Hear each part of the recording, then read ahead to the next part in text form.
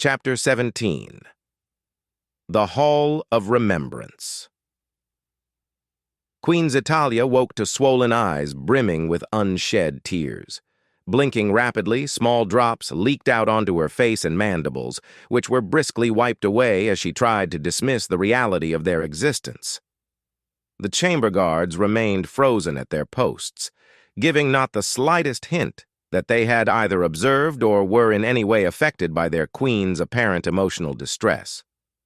Zitalia briefly wondered if she had made any sound while she had slept.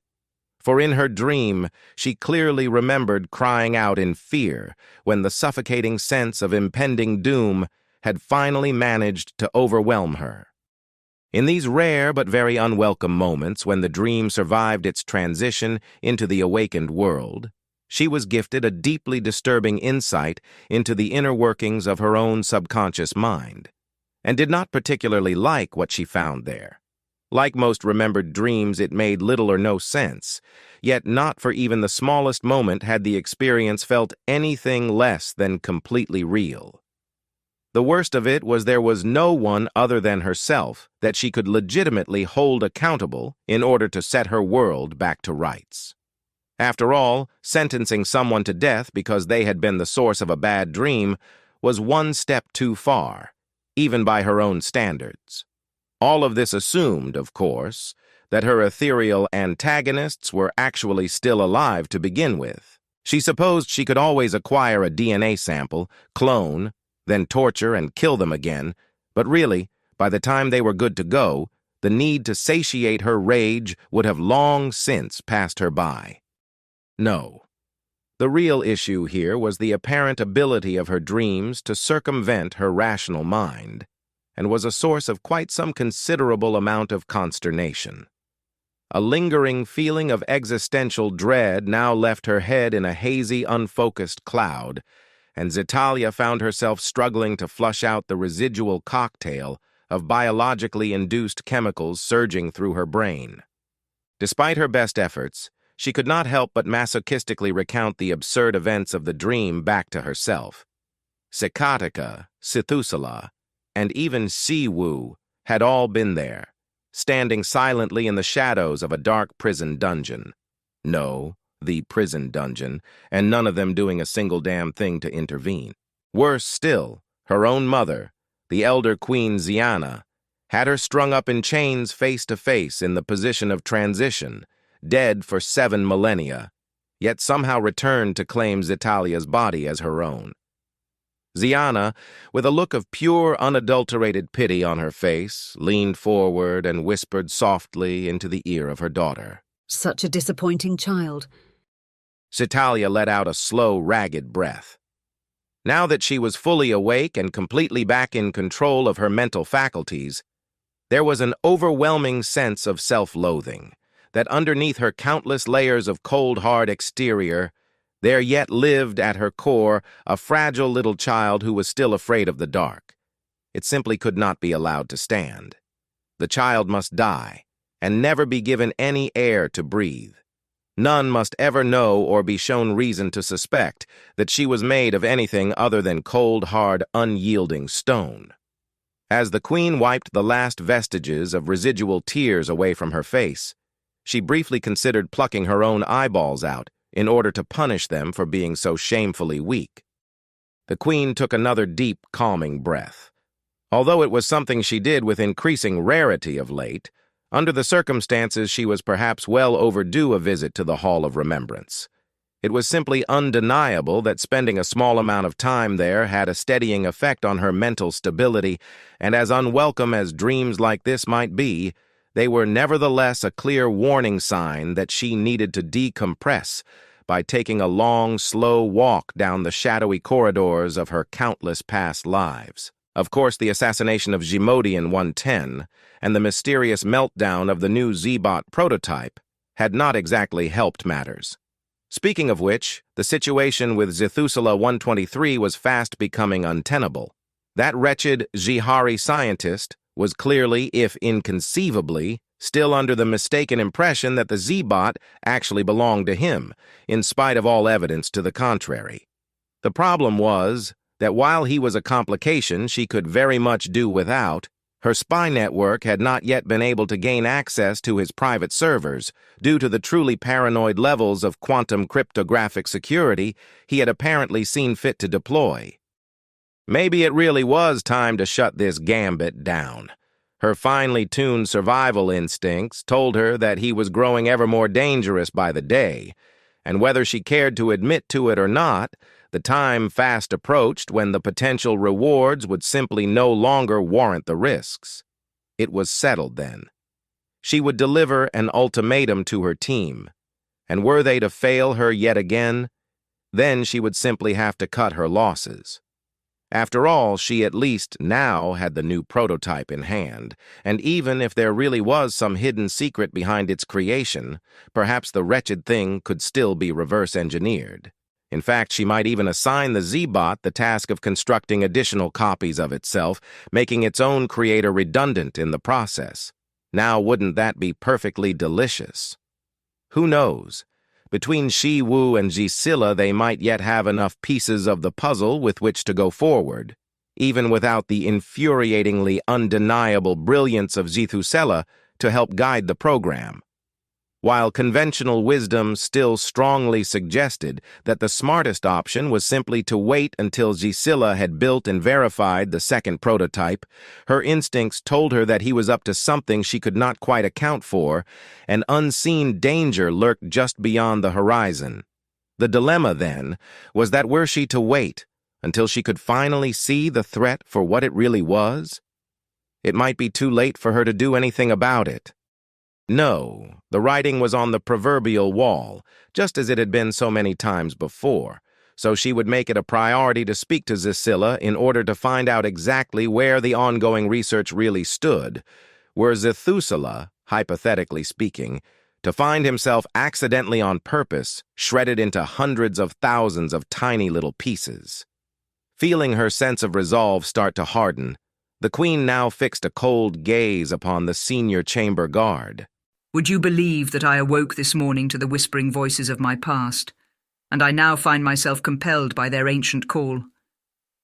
So prepare my entourage with all due haste, Zoran, as I would not wish to leave such memories abandoned to the shadows of times long forgotten. The senior chamber guard immediately raised himself up to full attention. Very wise, my queen. And might I inquire as to the destination? Queen Zitalia looked as if she had just been struck. Did you not listen to a single word I just said? The Hall of Remembrance, of course. Seriously, Zoran, where else could I possibly be referring to with such poetically prosaic prose? The chamber guard dropped his gaze to the floor before replying. Please accept my sincere apologies, my queen. I ask the question only because you yourself have advised me on many occasions about the dangers of making assumptions, even those that seem very obvious. In fact, if I recall correctly, your exact words were, especially those assumptions that seem very obvious. Zitalia let out an exasperated sigh. You are, of course, correct, Zoran. Given your complete lack of ability to mobilize your own brain, it is indeed far safer for you to simply ask. Thank you for reminding me of that most unfortunate fact. Now then, please be sure to contact Dr. Zikatika and instruct him to prepare a serum for X83, Y54, Z61, Sub-Memory Archive 918. The Queen looked her senior chamber guard up and down appraisingly, noting the muscular shape of his forelimbs and smooth, silky sheen of his leg hair. The reality was, he hadn't been picked for the role because of his ability to think, but was it really too much to ask? To have a functional brain and beautiful body, conveniently combined into a single package? And should we depart after you have dined and bathed my queen? Zitalia said nothing, and the guard withered visibly under the heat of her disapproving gaze. We shall depart immediately, my queen, at your nearest convenience. Zitalia shook her head in dismayed bewilderment. Honestly, Zoran, must I decide every little detail around here? Rather obviously, I shall dine while in the transit pod, so see to it, yes? And no more trivial questions, at least not if you value your life anyway. The guard nodded quickly towards one of his subordinates, who in turn immediately fled the royal chamber. Zitalia, paying Zoran no further attention, proceeded to slip on a thin and playable bodysuit that covered both her thorax and abdomen. She then wrapped all her limbs with a series of long-sleeved socks, all made of the same exotic interlinked nanofiber material, with one of her Zimatiri body slaves assisting. However, when the servant attempted to fit the headpiece, Zitalia shooed them away irritably.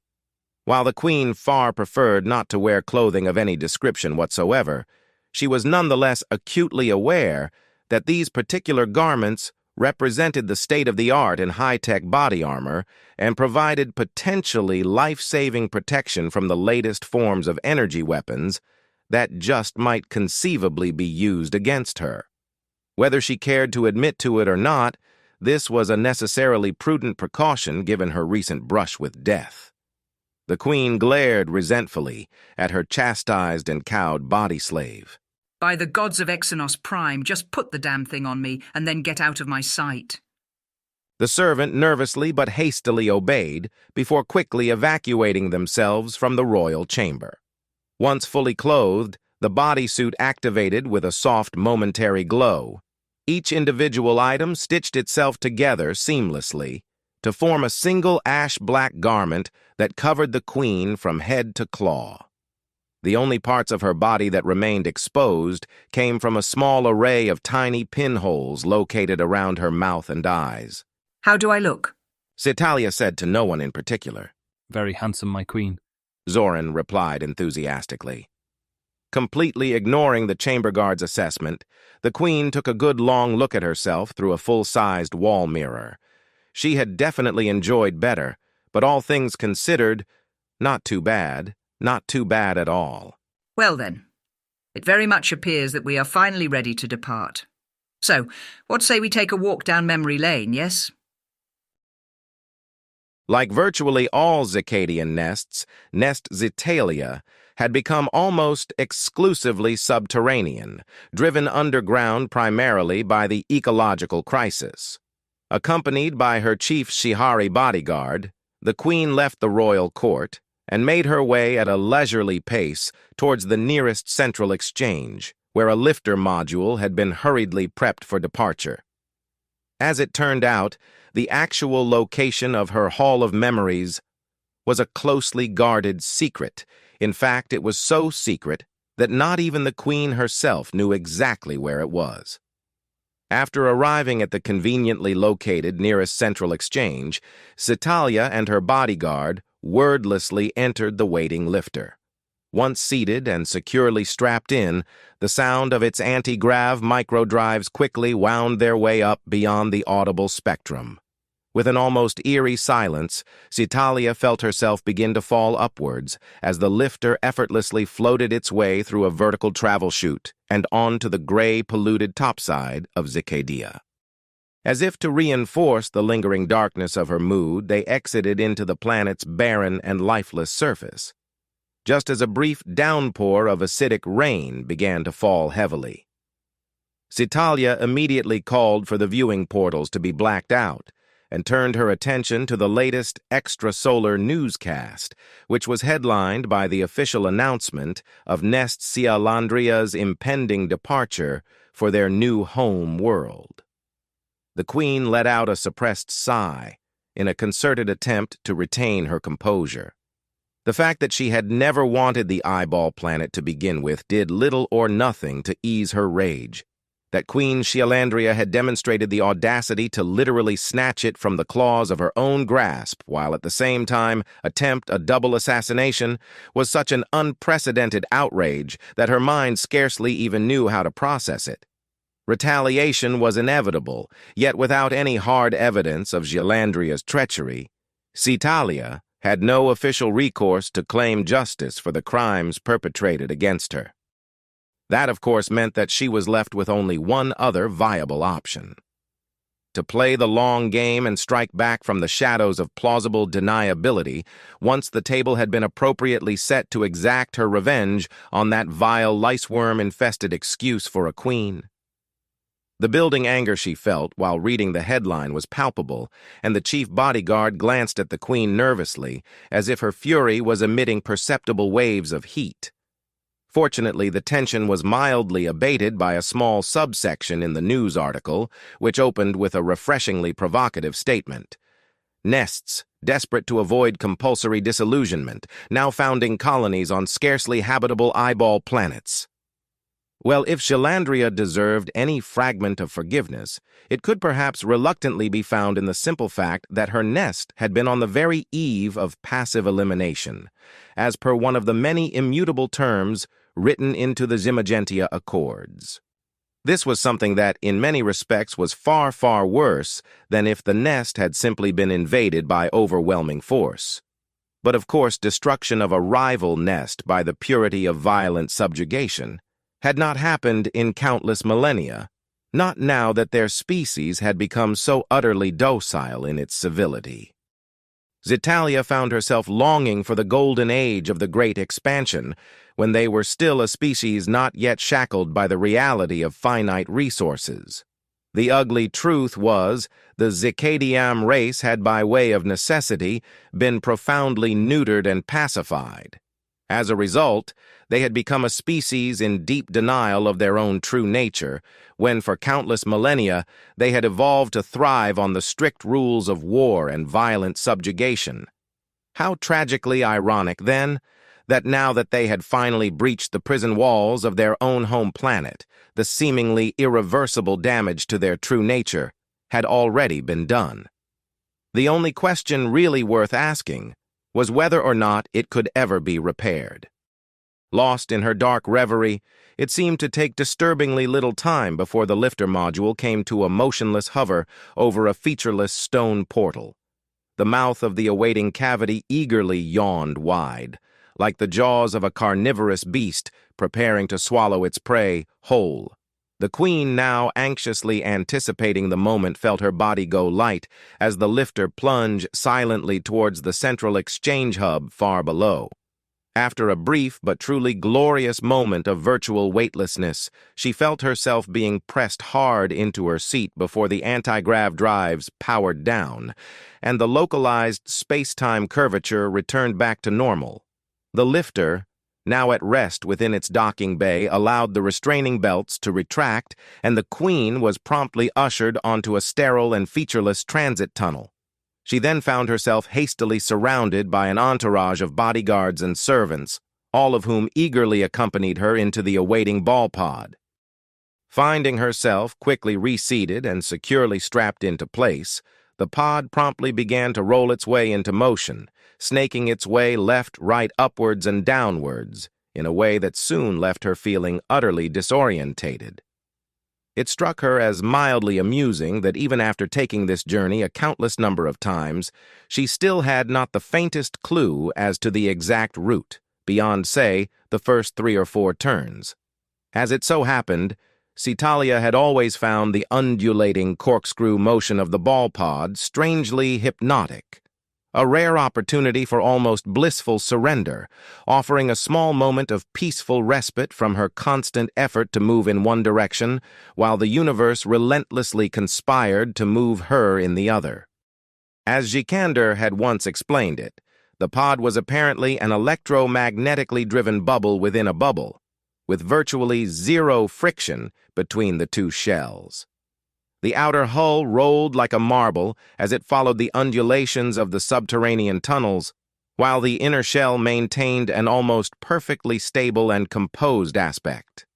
So much so that she was even able to consume a light, if largely unsatisfyingly bland, meal during the course of their transit. Belly now replete with food, Zitalia found herself drifting into a pattern of contemplative thought. She had spent so very much time, countless lives lived one after the other, each linked together in an endless cycle of death and rebirth, creating a causally connected chain as one memory after another slowly faded from view. But where exactly had this chain-linked journey through time actually taken her? If space-time could really be curved by the presence of mass, did that not imply that she might be traveling in a giant temporal loop, which from her own necessarily limited perspective created the illusion of a perfectly flat plane? Perhaps what she perceived of as a straight line between two distinct temporal locations might in actuality be a single point connected together, like a giant circle cleverly obscured by a vast ocean of time. Maybe all she had really done was traverse more than 10 millennia, only to find herself back exactly where she had started. It was not as if physicists were much help either. They might well try to capture time in a bottle by breaking down its passage into perfectly equidistant intervals, but while that made perfect sense if your goal was to harness time as a useful mathematical tool, such a view failed miserably at encapsulating the true subjective essence of time. No, time, as every Elder Queen came to learn all too well, was not linear at all. It was in fact logarithmic, with each new interval growing smaller relative to the ever-increasing ocean it left behind. Nor was it subjectively infinite either, because for every living organism it had a very definite and unambiguous beginning and end, from the moment of its creation right through to the moment of its destruction. Even queens died eventually, as she herself had so very nearly proven during her supposedly harmless forest walk. The rambling, abstract absurdity of her own ruminations now suddenly served to unexpectedly titillate and amuse her. Well, being able to laugh at oneself was certainly a virtue of sorts, and another potential source of escape from the mental and emotional suffering that she felt increasingly afflicted by of late. Yet even so, time remained a stubborn paradox, even to herself, especially to herself. For the older she became, the slower time moved, yet the faster it slipped by.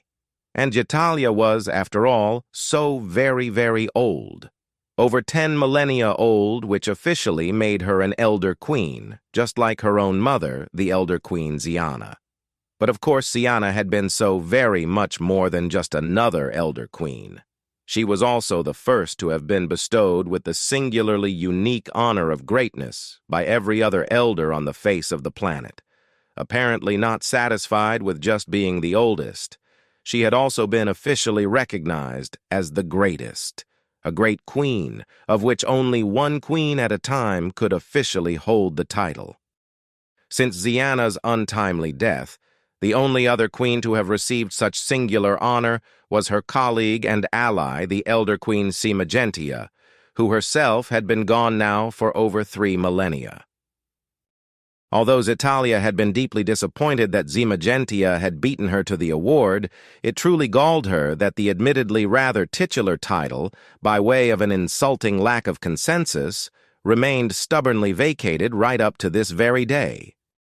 It was a snub of such staggering magnitude that it was simply impossible to ignore, which was, of course, entirely the point. As things currently stood then, she would never be officially known as a great queen, no matter how much she deserved the title. One day, however, that would all change, as they would all kneel before her, as she took by force what they had previously so foolishly refused to voluntarily give. The queen's thoughts were rudely interrupted by a building forward pressure as her body and limbs pressed firmly against her restraints. So apparently then, the ball pod had arrived at the Hall of Remembrance.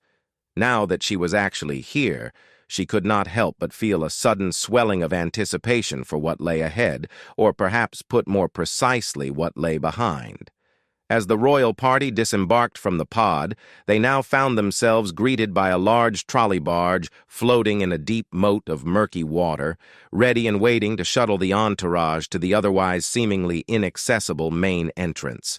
Zitalia could already feel her past lives calling out to her, and as the barge inexorably approached the hall proper, her living doorway seemed to emanate an oppressive, almost claustrophobic aura of deep time. The large arching frame of the door, which had long since grown roots deep into the ground below, had been beautifully engraved with a seemingly endless network of spiders, limbs intricately intertwined with their neighbors. If Zitalia were to be seen as the tip of the iceberg, then this doorway laid bare everything hidden beneath it.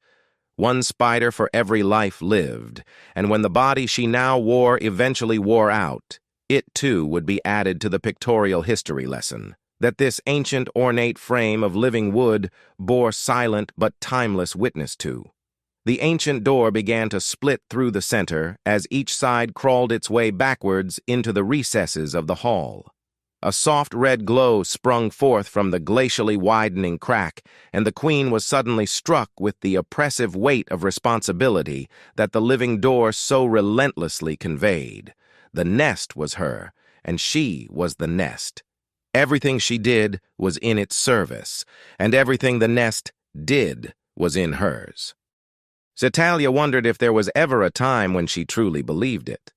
Well, a part of her did, and a part of her always had. No doubt, in spite of her better judgment, this would continue to hold true, if only for the simple reason that it was an immutable fact indoctrinated into her entire species. It was hewn into the core of every queen, just as it was into every Shihari general and every Shimatiri drone. It was this deep programming within their own fundamental nature that had led to their global dominance and therefore inevitably, and through no fault of their own, to the eventual devastation and overpopulation of Zicadia itself. As Zitalia patiently waited for her living door to open wide, she found herself fondly reminiscing about her old ally, the Queen Zimagentia. Her late friend's door was now a completed story, laid to rest, residing at the shrine of eternal keeping, and within the very same temple that Zitalia now presided over as the most senior Zelectile of Supernest Zemenia. Oh, the irony that one so different to herself had come to play such a pivotal role in her own rise to global power.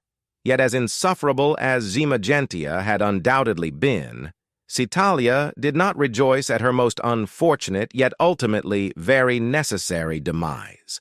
A certain competitive bond invariably formed between elder Silectile queens, and one that only they themselves, through the repeated cycle of life and death eternal, could ever hope to comprehend and appreciate the true nature of.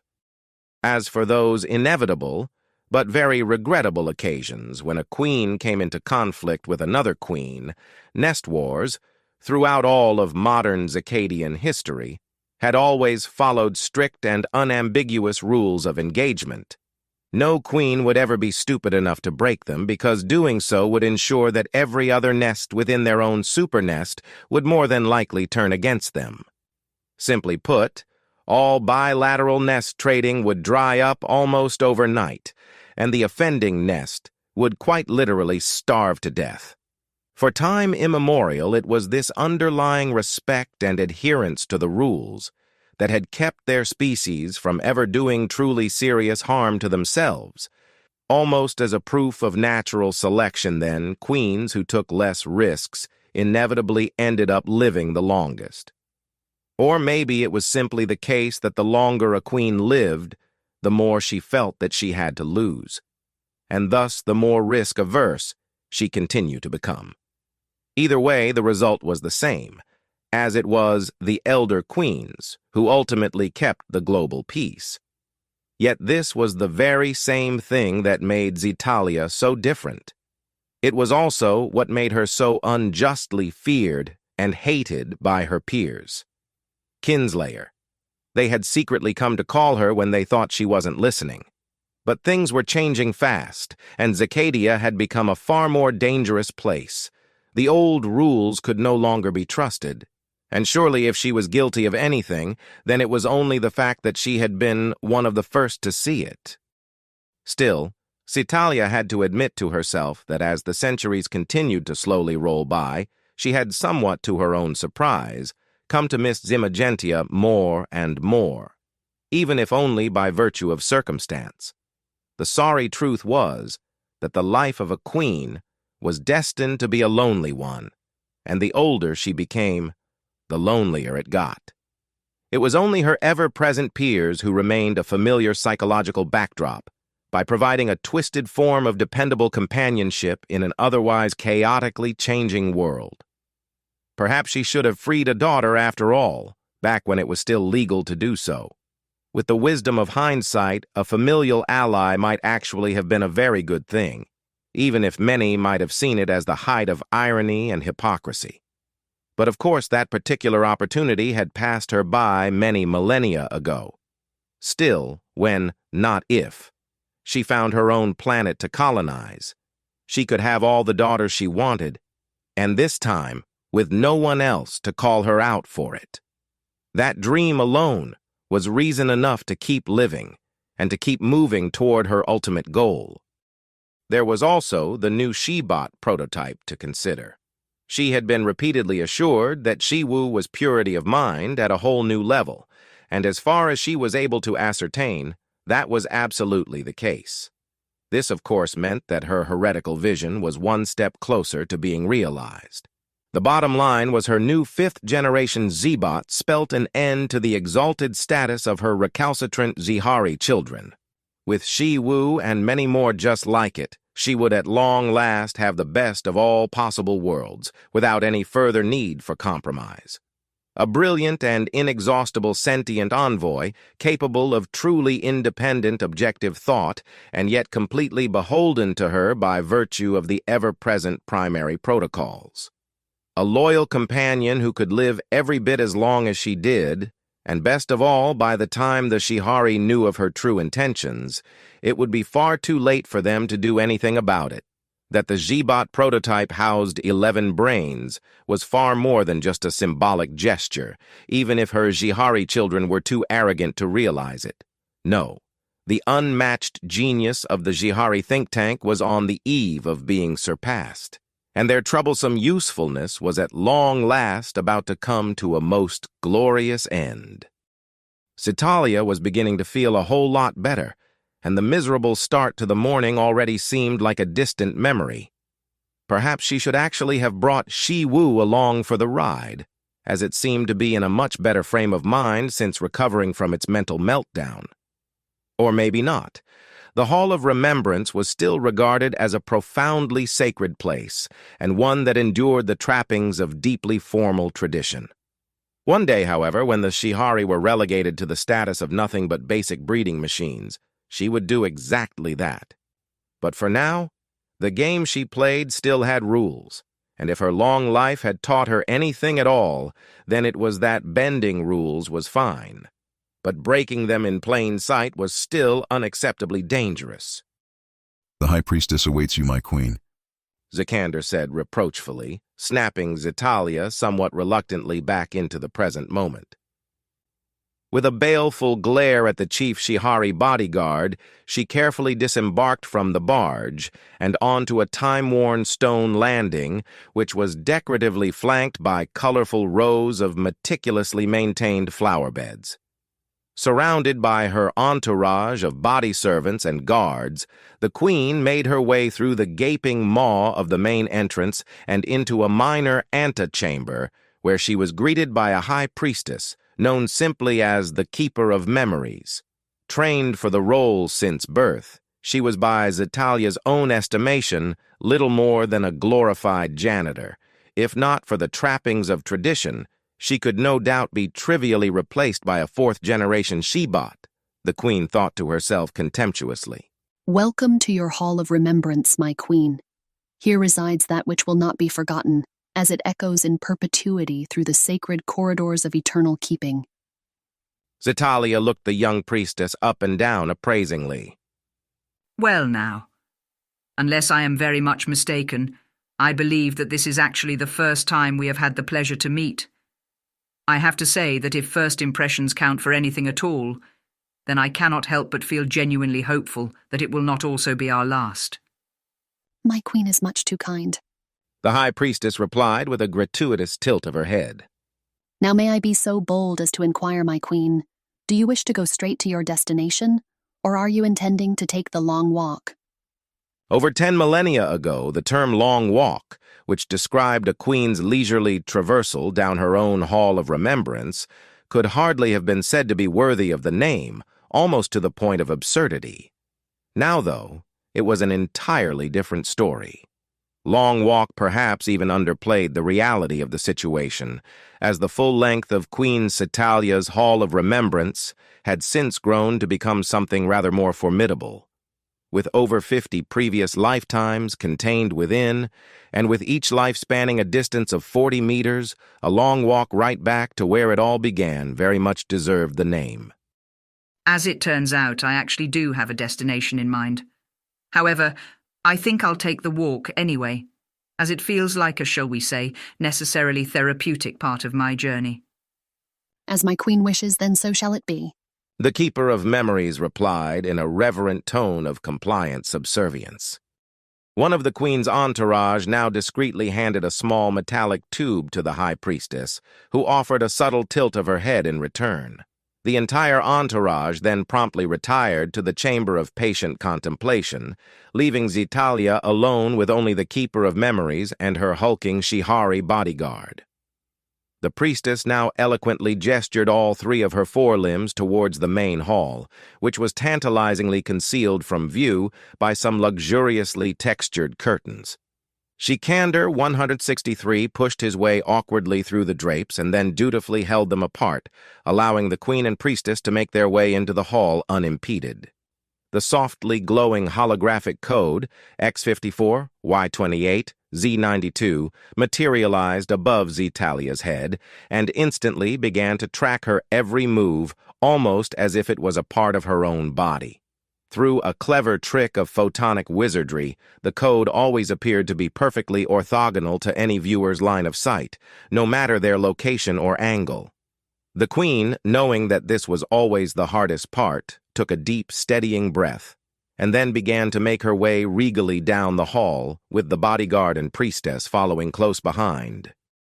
The plain charcoal black walls, which traveled 40 meters in a single direction before taking a 90-degree turn, were covered from top to bottom with photonic three-dimensional ideographic iconography, which began to glow more brightly as the queen slowly passed them by. Running in reverse chronological order of newest to oldest, the walls told the story of any notable achievements or moments of infamy, while under the rule of the currently highlighted incarnation of the queen. These particular events and the body she had worn when they took place were still very recent history, yet history they most certainly were. Memories both treasured and reviled, now forever consigned to the immutably unchanging past. The problem, as always, was one of objectivity. Her most recent lives felt too much like wounds covered by freshly healed scars, still tender to the touch. But the long walk was not about skipping your way into the past.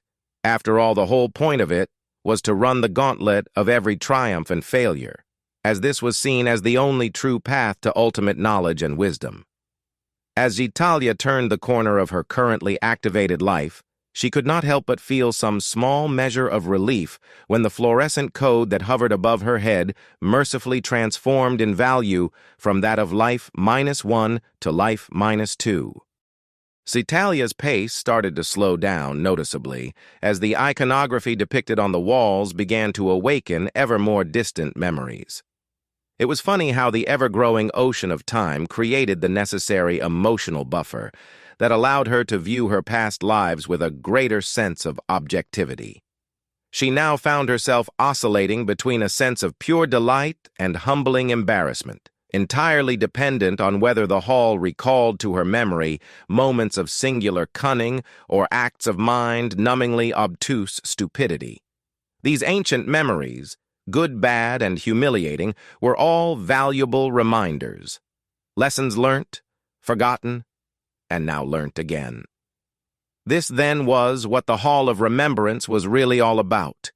A truly invaluable teacher, with the countless stories of her many lives collected and curated as a library of whetstones upon which she could sharpen the blade of her mind. Zitalia became blissfully lost in the flowing river of her past, until finally, having now traversed some 2/3 of the entire length of the hall, the code hovering above her head transformed into X83, Y54, Z61. Coming to an abrupt halt, she briskly turned to face the High Priestess, who was discreetly trailing the Queen a small distance behind. This one, Zitalia announced emphatically, and in immediate response the Keeper of Memories silently approached a solitary glowing icon on a bare section of the wall. It started to glow brighter and brighter as she stretched her hand out towards it, before the surrounding surface dissipated away into a large oval doorway. Stepping gracefully aside, the priestess beckoned for the queen to enter. Citalia did not need to be asked twice, and eagerly scuttled her way into the holographic chamber, with the bodyguard and priestess following closely behind. The chamber was very dimly lit, giving it a somewhat claustrophobic vibe. What light was present seemed oddly diffuse, as if the photons themselves were being diffracted by a thick molecular fog. The high priestess reached into one of the many pockets discreetly concealed within the folds of the loose robes shrouding her body and limbs. She then very judiciously retrieved the small metallic cylinder and quickly popped the top off, carefully sliding a syringe with a long, thin needle into the palm of an open hand. The priestess suddenly found her arm held in a vice-like grip, courtesy of the chief Shihari bodyguard. The dangerously secretive rumor was that the Shikander line were impossibly ancient Shihari clones, stolen from Zitalia's own mother as some sort of grotesque trophy. The queen would, of course, vehemently deny committing such an outrageously distasteful crime were anyone stupid enough to actually accuse her of it. Some anonymous sources had nonetheless been so bold as to claim that the name Shikander itself could be found in ancient historical documents associated directly to Nest Siana, in relation to the mythical first-ever defeat of a Xylonetti hive. However, no one had ever actually come forward to corroborate such a politically explosive accusation with any sort of even remotely tangible evidence, assuming, of course, that such proof even existed to begin with. The confused and slightly frightened eyes of the priestess now reflexively lifted upwards to meet the stone-cold gaze of the Shihari bodyguard. I apologize profusely for the inconvenience, High Priestess. But if it's all the same to you, I'll be taking that in order to conduct a comprehensive forensic screening. An unfortunate sign of the times, I'm afraid to say, but I'm sure you understand that the Queen's safety must always come first. At least I certainly hope that you do. Shikander's voice sounded strangely thin and distant, dampened as it was by the field that pervaded the chamber. Yet even so, something in the set of his gaze spoke clearly to the fact that he would slay the priestess in a heartbeat were she to show even the remotest hint of resistance. With a yielding tilt of her head, she freely relinquished the syringe to the bodyguard. Nodding back in apparent acknowledgement of her wisdom, but keeping his gaze firmly fixed to her face, he carefully wrapped his fingers around the body of the tube, and his hand immediately started to glow with a neutral white light. A short moment later, it began to cycle through a spectrum of colors, starting at red and ending with blue as it pitched off into the ultraviolet, before quickly fading back out to a dark, featureless gray. 3 of his eyes now briefly glazed over as they received a flood of telemetric data pertaining to the results of the spectrographic scan. His iron grip on the keeper's arm, which he had maintained for the duration of the analysis, finally began to loosen as he carefully returned the syringe back to the open but now blood-starved hand of the priestess. She had the distinct feeling that he might actually have broken her wrist, but very stoically emoted no outward signs of pain or fear. The scan looks clean. Shikander proclaimed solemnly, sounding almost disappointed. However, the updated protocols require that you consume a small sample of the drug yourself before I can permit it to be administered to the Queen. 2 problems. The priestess replied in a steady but respectful tone. First, the serum has been precisely measured almost to the last molecule, and the Queen must have the full dose in order to complete her journey from start to finish. The Keeper of Memories paused briefly as she discreetly rubbed and rotated her wrist, as if to confirm that it still worked. Second, this drug is bioengineered to provoke a specific chemical reaction that is entirely unique to the neurology of a queen. If anyone else were to take it, even just the smallest drop, they would be driven irretrievably insane. You are welcome to try it for yourself if you don't believe me. Shikander just stared implacably back at the priestess. Then perhaps we should simply postpone the Queen's journey until such time as your procedural violation of the latest revised security protocols can be satisfactorily resolved. Enough! Queen Zetalia bellowed angrily. There is a fine line between judiciously prudent caution and hysterical bureaucratic overreaction. Yes, yes, I know the recent attempt on my life has the entire honor guard on edge. But we must not lose our grip on simple common sense, even in the pursuit of improving our demonstrably deficient imperial security regime. The Queen glared at Shikander accusingly, almost as if daring him to try and argue the point.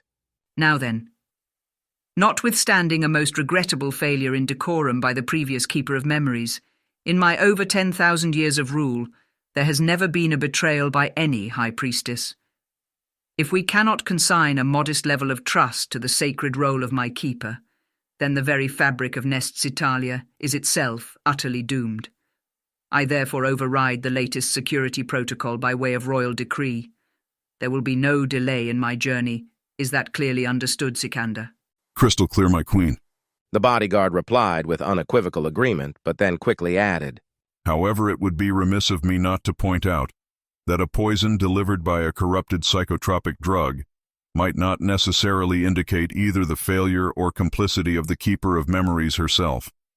Perhaps we may yet speak of possible improvements to existing procedure after your latest trip, but as always, my queen, your word is law, and I humbly submit to your timeless wisdom.